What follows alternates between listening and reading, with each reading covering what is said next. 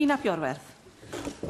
Diolch Cadeirydd, a diolch am y cyfle i gael cyfrannu'r ddadl yma, ac bod ni'n sôn am bryderon am ddyfodol porthladdoedd ym mhob rhan o Gymru fel aelod Ynys Môn. Dwi'n siŵr nwch chi faddau fi am ganolbwyntio ar Gaergybi, y tre forwrol, falch ers cyn cof, ond datblygodd yn aruthrol bwysig fel y prif borthladd a draws môr Iwerddon o Gymru ers i Telfed ddod yr A5 yn o bron 2 ganrif yn ôl, ac ers dechrau'r 4 ganrif ar 15, felly tyfu a thyfu mae'r porthladd wedi ei wneud ar rhai o'n hindeidiau ymhlith y rhai fi yn gwneud i bywoliaeth yn gwasanaethu'r llonga post a llonga nwydda a llonga teithwyr. A mae'n mhell dros 1000 yn dal i gael ei cyflogi'n uniongyrchol ym mhorthladd Caergybi, llawer mwy yn yr economi ehangach yn ddibynnol ar y porthladd.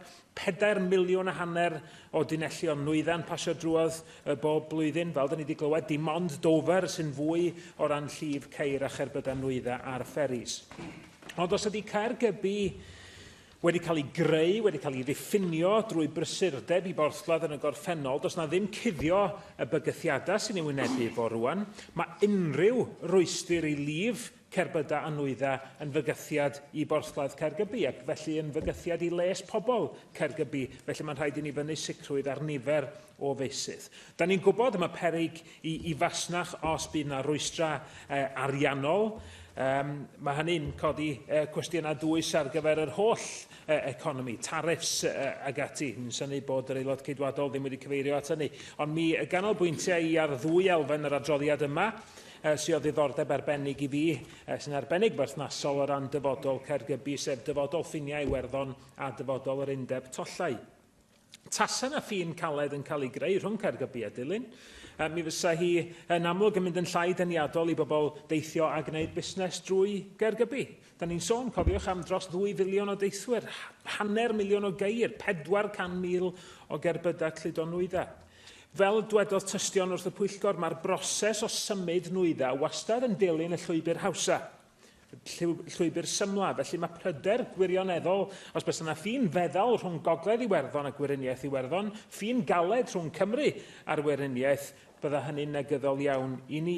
Mi rybuddiad Irish Ferries y galla hynny gael goblygiadau economaidd difrifol ar borthladdoedd Cymru mewn cyflogaeth uniongyrchol ac anuniongyrchol.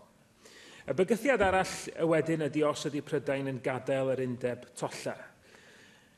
Da ni wedi clywed eisoes. Ers creu marchnad sengol yr undeb Ewropeaidd neu gwblhau beth bynnag yn 1993, cael gwared ar y checs tolla ar gerbydau rhwng Cymru ac Iwerddon, mae nifer y nwydda, neu mae faint o nwydda sy'n teithio rhwng Caergybi a Dilyn wedi cynyddu'n aruthrol bron i 700% ers dechrau y 90au.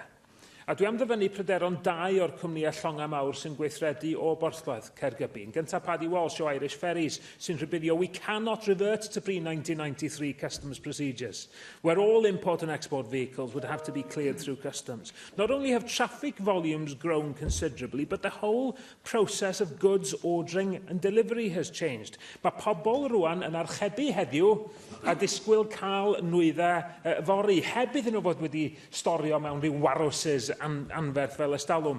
Dydy rhwystra mewn porthladd ddim yn ffitio i mewn i'r dull modern o fasnachu. Ian Davies wedyn o Stena sy'n deud yn glir bod twf masnach rhwng Caergybi ac Iwerddon wedi digwydd oherwydd polisia o borthladdoedd agored.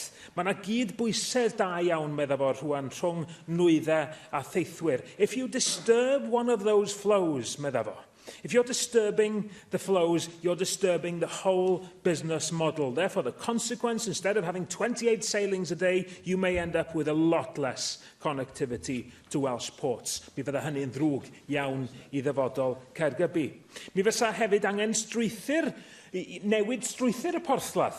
Tysa yna angen am checs newydd. Yn syml iawn, yn ôl rheolwyr y porthladd, di'r lle, dydy'r capacity ddim ganddyn nhw bellach. A mi oedd hyn yn un o gasgliadau'r pwyllgor hefyd o'n i'n falch iawn o ei weld. Hyn dwyd wrtha i, government has to realise that we cannot magic up additional space in the port if it transpires that full customs border checks are required. A ni dystiolaeth o'r pwyllgor hefyd, Ian Davies o Stena yn deud, "We have some of the largest ferries in Europe coming in. The whole port would come to a grinding halt. It's physically not possible to do it at the ports presently. Dwi'n dod I ben, dwi'n falch bod y Llywodraeth yn derbyn mae'n egwyddor argymhelliad y Pwyllgor I amlinellu sut maen nhw yn bwriadu mynd i'r afal ar diffyg capacity yma ym Mhorthladdoedd Cymru, ond dwi'n gobeithio yn fawr gawn ni fwy o gig ar yr asgwrn gan yr ysgrifennydd Cabinet mwyn I fi allu adrodd yn ôl i'r reolwyr y staff a'r Porthladd. Da ni'n wynebu cyfres o heriau yn fan hyn. Nid hanes balch, ond dyfodol, hyderus a ffyniannus dwi eisiau weld I Porthladd Caergybi.